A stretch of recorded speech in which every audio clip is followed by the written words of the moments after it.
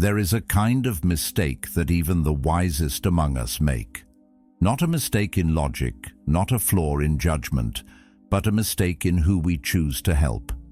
We live in a world where kindness is praised, where we're told to always lend a hand, to never turn our back. But what if I told you that sometimes the most loving thing you can do for someone is to walk away? In the pursuit of helping others, we often end up carrying weight that isn't ours to bear, draining our energy and sacrificing our peace for people who aren't willing to change. In Stoicism, there's a powerful lesson. We cannot control others, but we can control how we respond. Every time you try to save someone who refuses to rise on their own, you're surrendering your own power. So today, we're diving into the types of people you must never save, the ones who will only drag you down with them.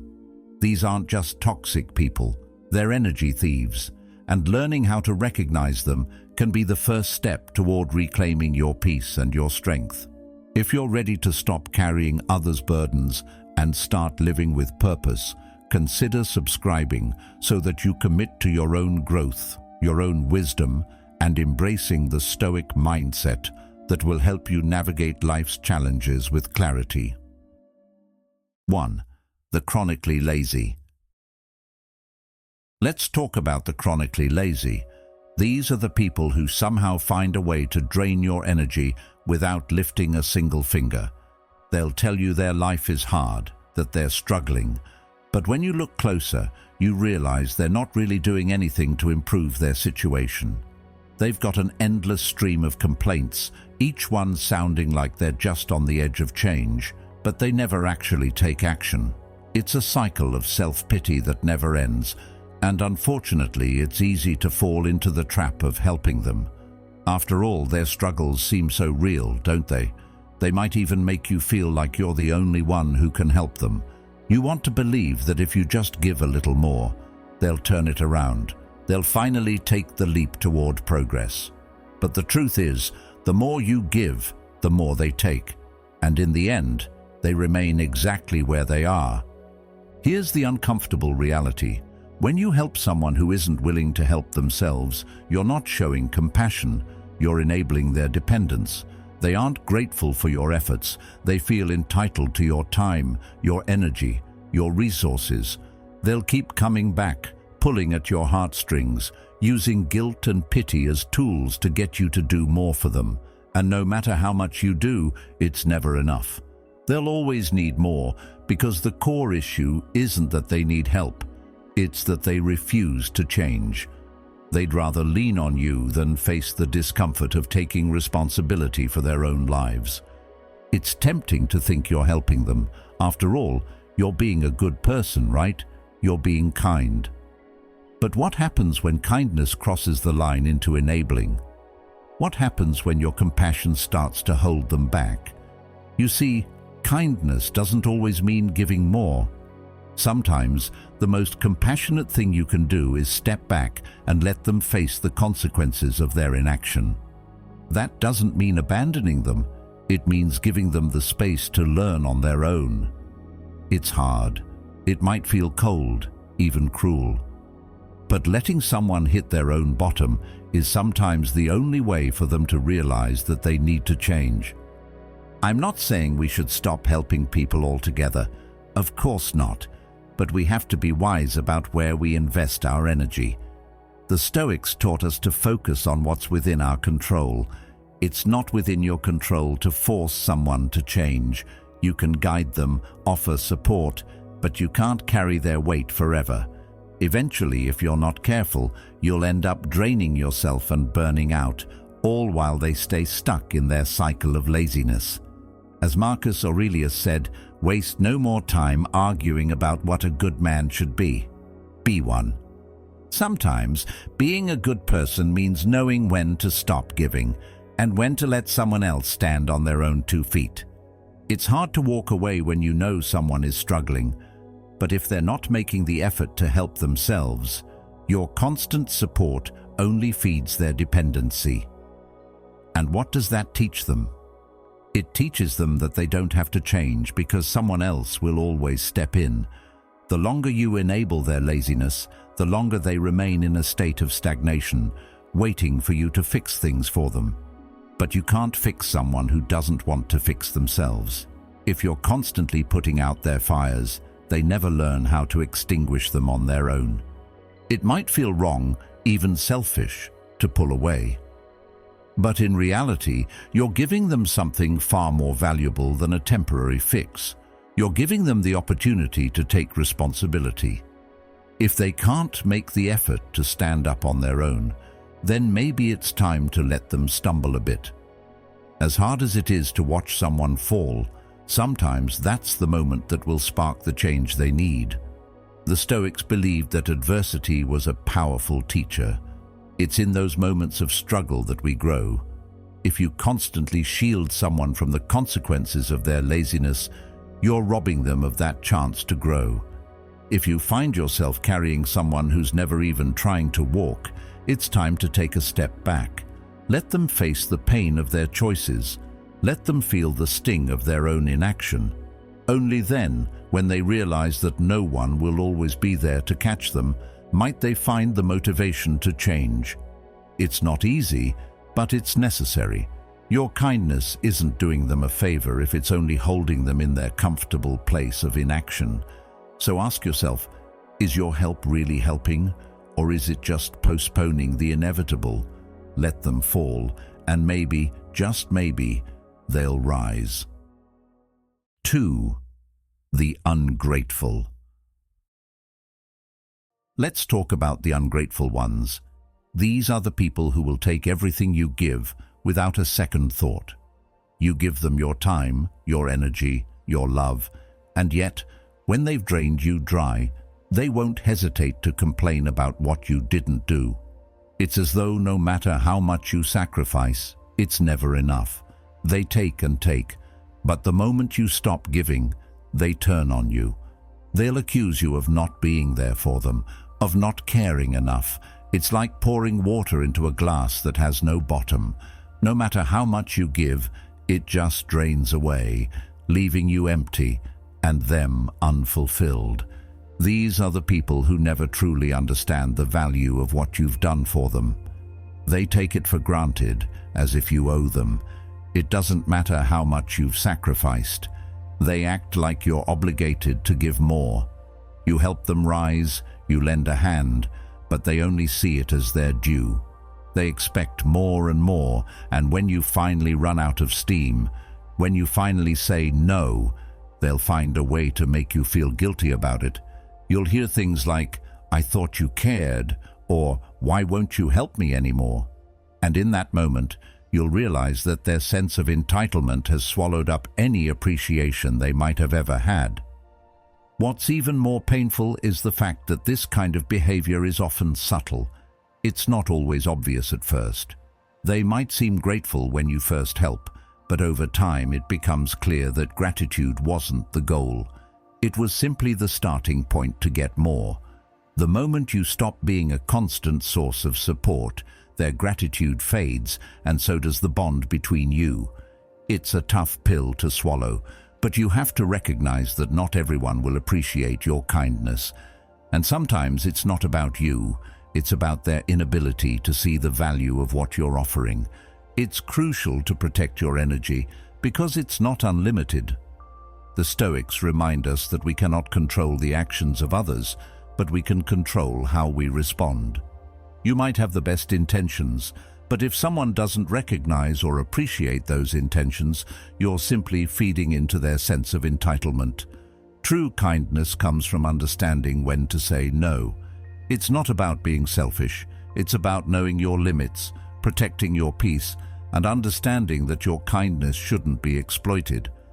Epictetus once said, "Wealth consists not in having great possessions, but in having few wants." The same principle applies to our emotional energy. It's not about giving everything you have to everyone who asks. It's about being mindful of where your energy goes and who you give it to. The ungrateful, by their nature, will always want more. But there comes a point when you have to recognize that their needs will never end, and you can't keep filling a glass with no bottom. there's a deep lesson in this. You may feel guilty when you walk away from someone who's ungrateful, especially if you've spent so much time helping them. But in reality, walking away is the most respectful thing you can do for both of you. For them, it's a chance to see that they can't always rely on others to fill their needs. For you, it's a way to preserve your own well-being. If you keep giving to someone who doesn't appreciate it, you're not helping them. You're enabling them to remain stuck in a place of entitlement. When you walk away, you're not abandoning them. You're simply saying, I can't be the one to fix this for you. Sometimes, the most loving thing you can do is to step back and let someone face the reality of their actions. The truth is, if they truly valued your help, they would show it with respect and gratitude. If they're not capable of doing that, then your kindness is just an open door for them to walk through as long as you allow it. But once you close that door, you're teaching them that respect must be earned, not demanded. It's easy to get caught up in the idea that we're somehow obligated to be there for everyone who asks for our help, especially when they put on that mask of helplessness or emotional need. But remember this, you don't owe anyone your energy. Your kindness is a gift, not a transaction. And just like any other gift, it should be given thoughtfully, with consideration for its impact. When you give too much to someone who expects it without gratitude, you're robbing them of the chance to develop their own independence and self-respect. True kindness doesn't come from an endless cycle of giving. It comes from knowing when to say no, when to step back, and when to protect your own emotional energy. It's about understanding that you can't pour from an empty cup. If you're constantly giving to someone who takes without appreciation, you're not helping them. You're feeding into their dependency, and you're losing your own sense of self-respect in the process. It's okay to walk away from those who take more than they give. It's not selfish, it's self-respect. And here's the most important part. By protecting yourself, you're not abandoning the ungrateful person. You're showing them respect. You're teaching them that they can't always rely on others to solve their problems. You're teaching them that their actions have consequences and that the world doesn't revolve around them. Your withdrawal is the lesson they need to face. If they truly want to grow, they will need to learn how to stand on their own. So next time you find yourself giving and feeling drained by someone who never seems to appreciate it, remember that it's okay to stop. It's okay to say, I've done enough, and to walk away. You are not responsible for someone else's lack of gratitude. You are only responsible for your own actions and for setting boundaries that protect your peace. True kindness isn't about being there for everyone. It's about knowing who deserves your time and energy and knowing when it's time to say no. It might feel hard at first, but walking away from the ungrateful is the best thing you can do for both of you. By doing so, you give them a chance to grow, and you give yourself the opportunity to preserve your peace and continue to help those who truly appreciate it. You'll feel lighter, stronger, and more empowered as a result. And that's the true power of kindness, knowing when to give and when to walk away. 3. The arrogant. Then we have the arrogant. These are the people who refuse to accept help because in their minds, they already know everything. They've got all the answers. They don't need advice. They need validation. They love to argue, to prove their point, to make sure you know just how right they are, no matter how wrong they may be. It's frustrating, isn't it? You can see the path they should take. You can offer them the guidance, but they won't listen. They resist. They reject. They don't care about the truth or the wisdom you're trying to share. They're just addicted to their own ego. For them, it's not about learning or growing. It's about being seen as the one who knows it all. It's tempting, isn't it, to keep pushing, to keep trying to make them see what's obvious to you. You might think that if you just explain it in a different way, they'll finally get it. But here's the thing, the more you try to convince someone who's arrogant, the harder they'll push back. Their walls grow higher the more you try to break them down. The truth is, no matter how much wisdom you have, it's wasted on them if they're not open to it. And that's a hard truth to swallow, especially when you care about someone. But sometimes you have to recognize that it's not your responsibility to change their mind. If they refuse to listen, all you're doing is wasting your energy. There's something liberating about accepting that not everyone is ready to hear what you have to say. The Stoics believed that our time and energy are limited, and it's not worth trying to convince someone who isn't willing to see the truth. As Epictetus wisely put it, it is not events that disturb people, it is their judgments about them. When you try to force your wisdom onto someone who doesn't want to hear it, you're disturbing your own peace. You're investing your energy in a battle they're not interested in fighting. Instead of trying to change their mind, you're better off conserving your energy and letting them make their own mistakes.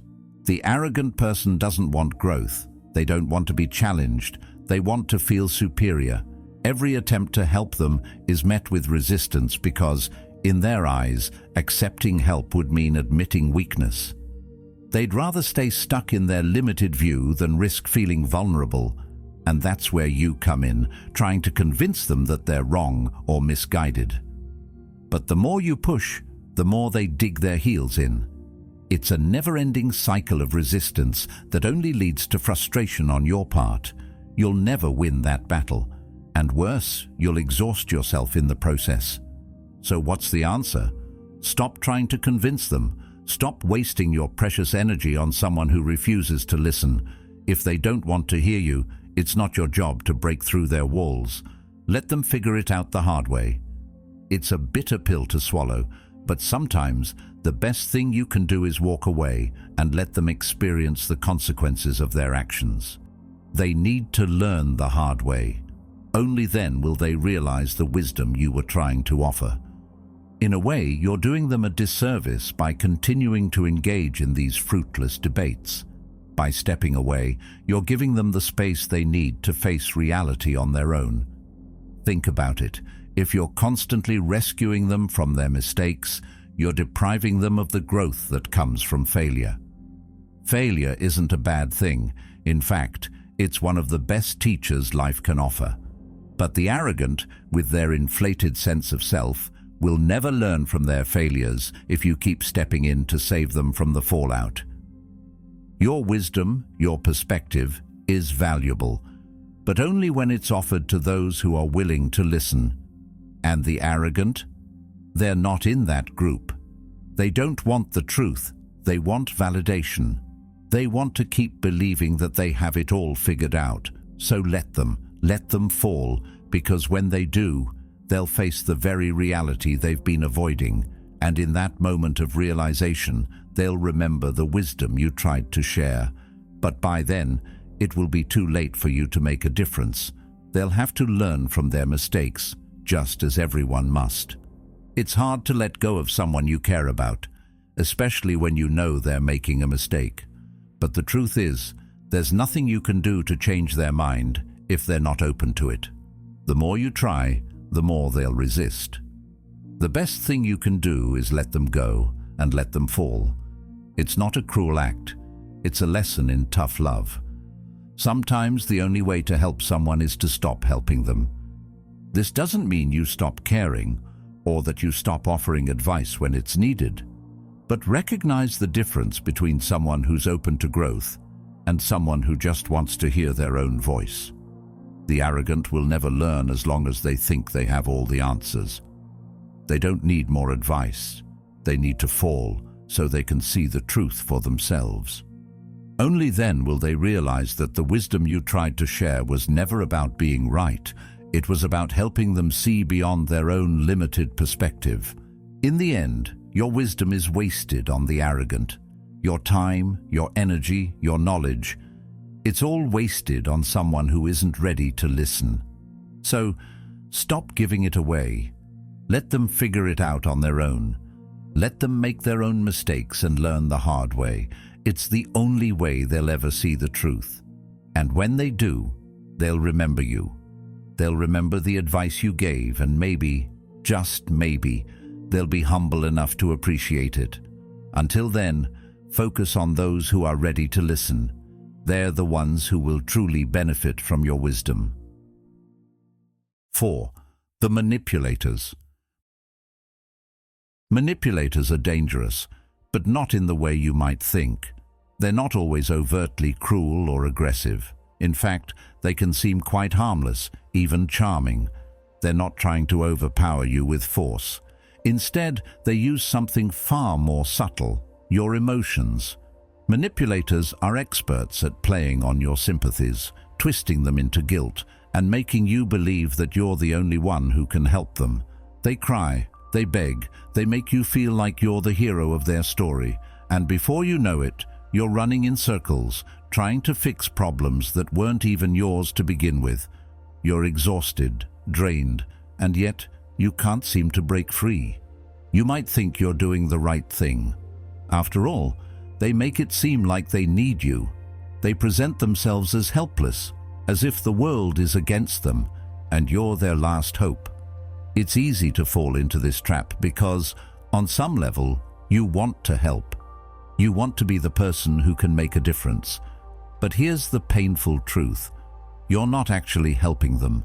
You're being manipulated into doing their emotional heavy lifting, and the more you give, the more they take. The more you try to fix their problems, the deeper they drag you into their mess. What starts as a genuine attempt to help turns into a cycle of emotional manipulation, and you're left wondering where all your energy went. One of the hardest parts about dealing with manipulators is that they often make you feel like you're the one in the wrong. They'll make you feel guilty for setting boundaries or for saying no. "Why don't you care about me?" they'll ask, or "I thought you were my friend." They'll twist your words, play on your insecurities, and make you second-guess your own decisions. And if you're not careful, you'll start questioning whether you're being too harsh, too selfish, or too cold. But the truth is, they're not asking for help. They're asking for control. Manipulators thrive on emotional dependency. They need you to feel obligated to rescue them, so they can continue taking without ever giving anything in return. This is where the problem lies. They make you believe that helping them is your responsibility, when in reality, it's not. They turn your kindness into a weapon against you. It's not out of malice, it's out of a deep need for validation and control. They need to make you feel like they can't survive without you, but the truth is, they've been surviving just fine by using people like you. Carl Jung once said, "The privilege of a lifetime is to become who you truly are." And in dealing with manipulators, you have to start by becoming clear on who you truly are, and what you will and won't tolerate. The first step in protecting yourself from manipulators is recognizing when it's happening.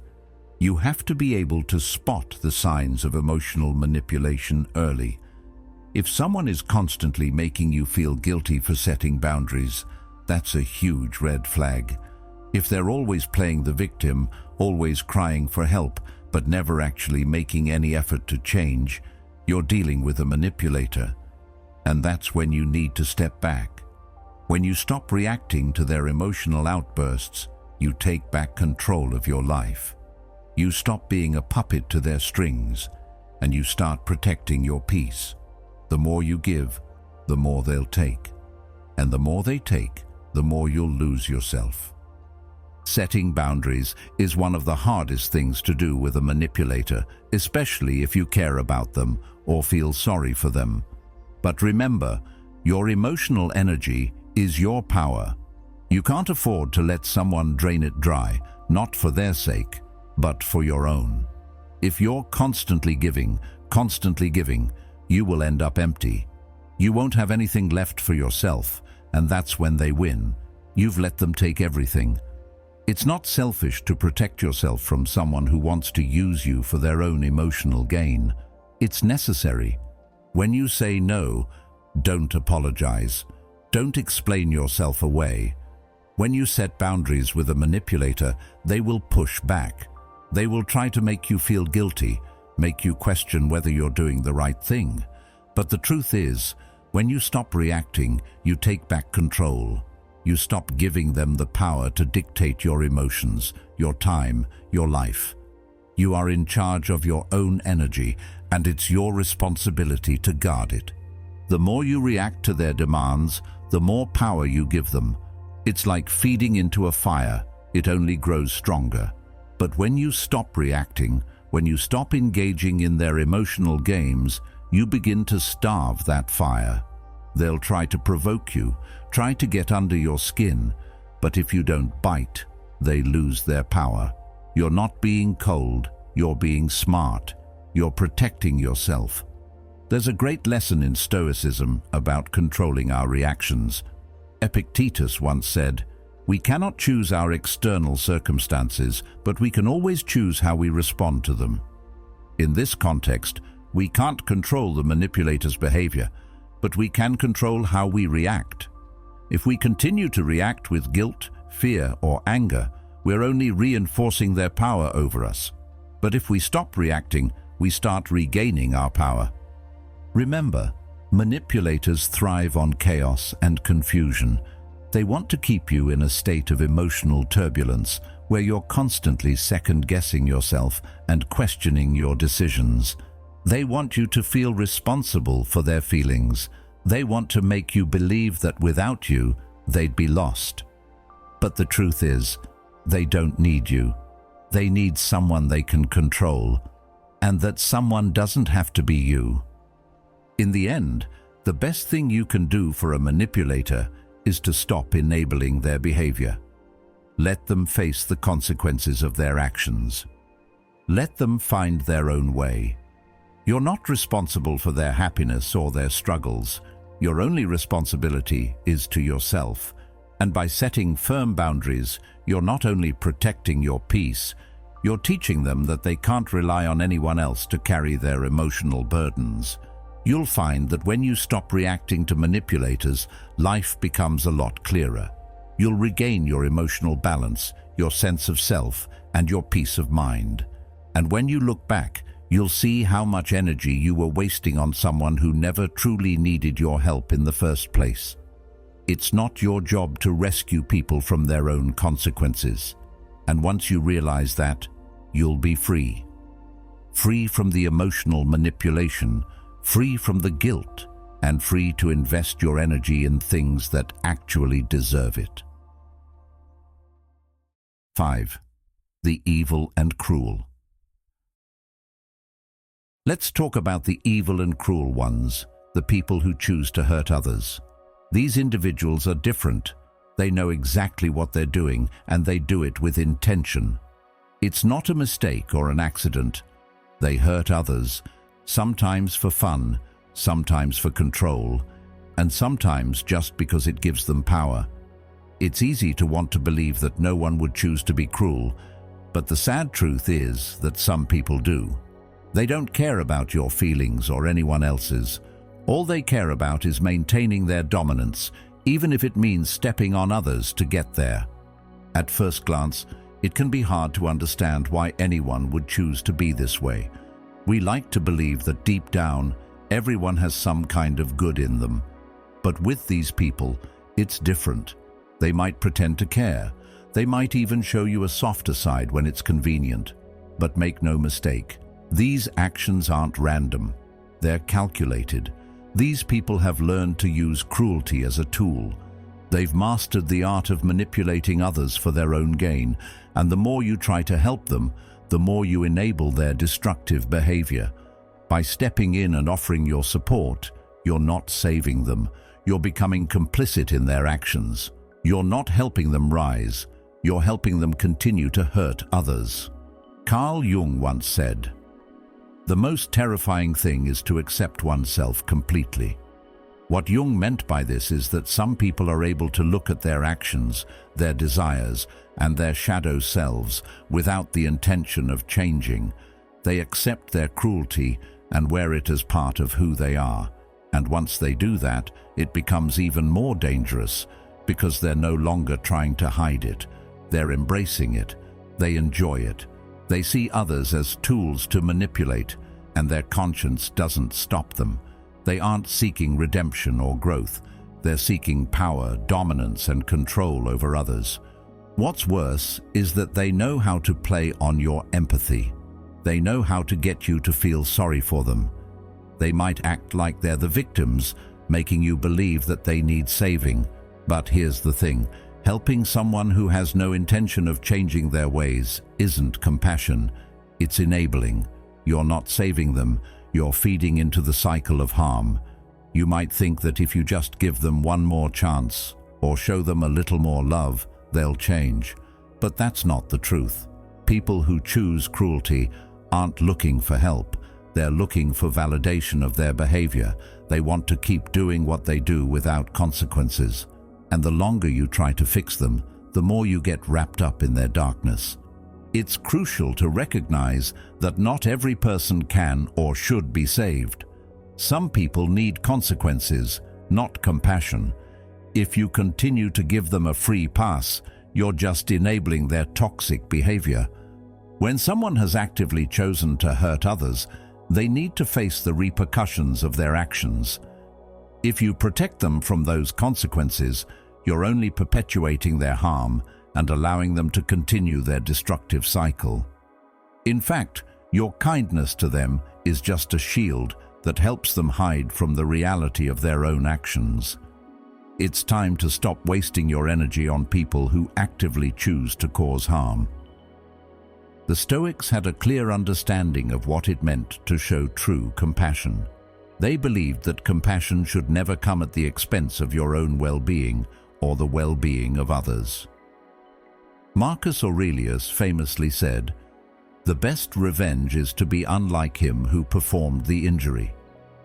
What this means is that the best way to deal with evil isn't by trying to save or redeem it, but by simply not engaging in it. Your kindness and compassion cannot save someone who enjoys causing pain. The most powerful thing you can do in these situations is step back, protect your energy, and allow them to face the consequences of their actions. By stepping away, you stop giving them power over you. You stop feeding into their cruelty. You might feel guilty at first. After all, it's hard to walk away from someone who's in pain, even if that pain is self-inflicted or caused by their own actions. But the truth is, when you help someone who actively chooses cruelty, you're only participating in the cycle. You're not fixing them. You're enabling them to continue on their destructive path. The more you try to protect them from the consequences of their actions, the more you become a part of the darkness they've created. You might think that by helping them, you're offering redemption, but all you're really doing is enabling their behavior to continue.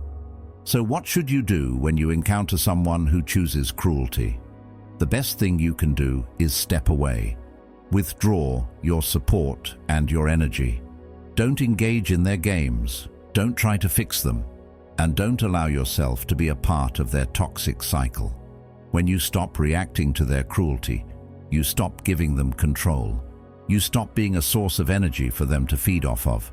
This is one of the hardest lessons to learn because it's not easy to walk away from someone who's so skilled at manipulation. But by stepping back, you give them the space they need to face their own actions and to face the consequences of those actions. Your kindness isn't going to change someone who has decided to stay in darkness. Instead of trying to save them, let them fall. Let them face the truth of what they've done. It's not your responsibility to carry the weight of their cruelty. And if you keep carrying it, you'll find yourself lost under the weight of their darkness. Protect your soul from being tainted by their actions. Let them face the world as it is, not as you wish it could be for them. Only then will they have a chance to confront the consequences of their cruelty. Your compassion is meant to be a gift, not a burden. It's meant to uplift and inspire, not to drain you of everything you have. When you give your energy to people who actively choose to hurt others, you're losing sight of that purpose. You're giving away your power, your peace, and your happiness to someone who has no intention of changing. Recognize when it's time to stop giving, when it's time to walk away, and when it's time to protect your soul from the darkness of those who would do harm. You can't save someone who doesn't want to be saved. The only thing you can do is let them face the consequences of their choices, and let them learn the lessons that kindness alone will never teach. 6. The ignorant who refuse to learn. Let's talk about the ignorant ones, the ones who refuse to learn. These are the people who seem to be stuck in a never-ending loop, repeating the same mistakes over and over, but always blaming everyone and everything else except themselves. It's as though they're completely blind to the patterns in their lives, to the cause and effect of their actions. They don't see that their own choices are leading them down the same destructive path time and time again. And what's worse, they don't even want to see it. They're not interested in learning or growing. They're stuck in their comfort zone, refusing to change, because deep down, they don't believe they have to. You've probably encountered people like this before. No matter how much you try to help them, no matter how many times you try to point out where they're going wrong, they just don't listen. They get defensive, they make excuses, or they simply ignore the advice you give. It's frustrating, isn't it? You can see so clearly what they need to do to fix their situation, and yet they're not willing to take a single step in that direction. It's like trying to help someone who's holding a map in their hands but refuses to look at it. They're determined to keep walking in circles, and no matter how many times you offer them a way out, they won't take it. Carl Jung once said, "You are what you do, not what you say you'll do." The ignorant are the perfect example of this. They can talk a good game, they can promise change, they can say all the right things, but when it comes down to action, nothing changes. They keep making the same mistakes, the same bad decisions, and instead of taking responsibility, they look for someone else to blame. They refuse to take ownership of their lives, and that refusal keeps them trapped in a cycle of self-destruction. They may say they want to change, but in reality, they don't. Because if they truly wanted change, they would be doing the hard work of looking inward and learning from their mistakes. But instead, they continue to repeat the same behaviors, expecting different results. The reality is, you can't force someone to learn. No matter how much you care about them, no matter how badly you want to help them see their own blind spots, if they're not ready to face their mistakes, you're just wasting your time. You can offer them all the wisdom in the world, but if they're not open to it, it won't make a difference. In fact, the more you try to intervene, the more they'll resist. They'll dig their heels in and convince themselves that they don't need to change, that their problems are the result of bad luck, or that it's everyone else's fault. They'll continue to cling to their ignorance because, deep down, it's easier for them to blame the world than to take a hard look at themselves. In these situations, the best thing you can do is let life teach them. As much as it hurts to watch someone you care about stumble, sometimes the only way they'll learn is through the consequences of their own actions. When you try to shield someone from the results of their mistakes, you're robbing them of the opportunity to grow.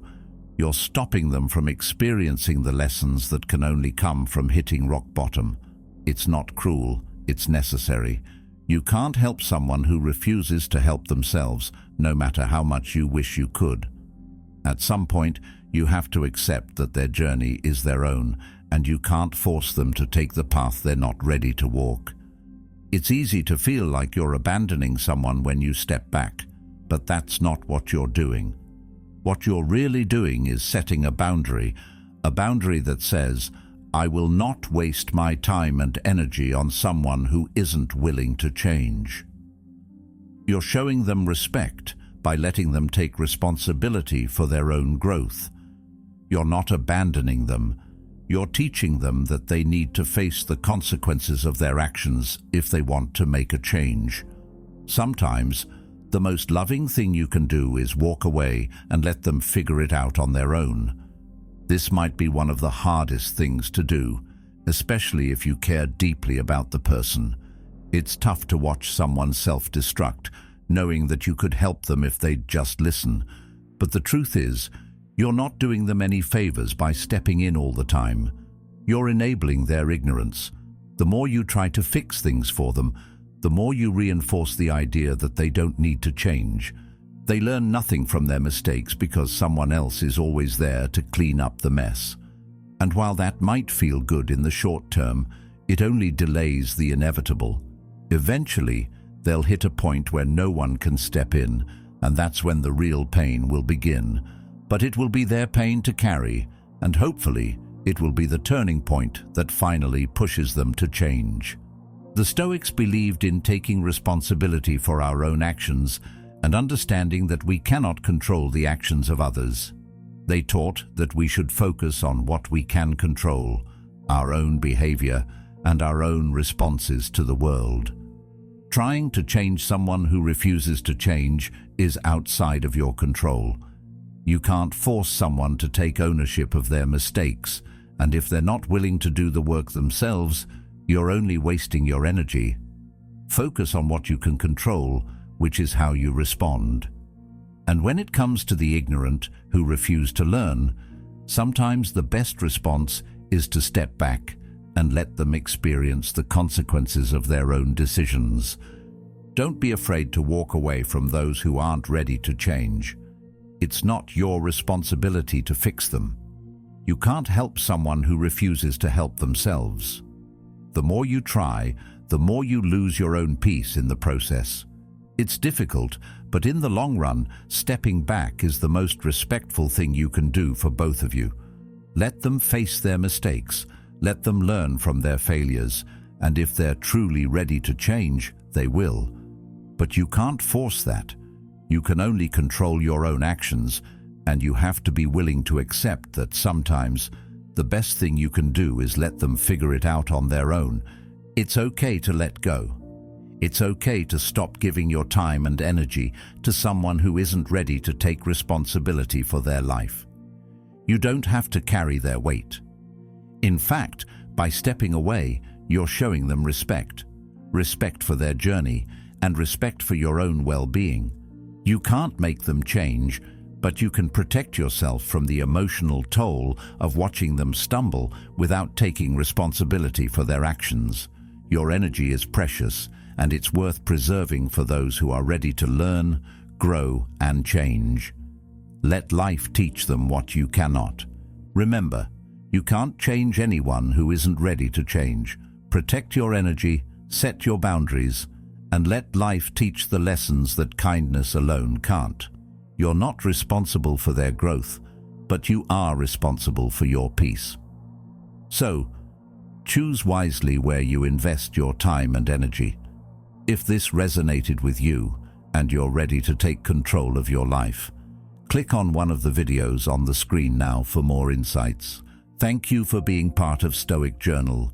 Keep growing, keep evolving, and keep protecting your peace.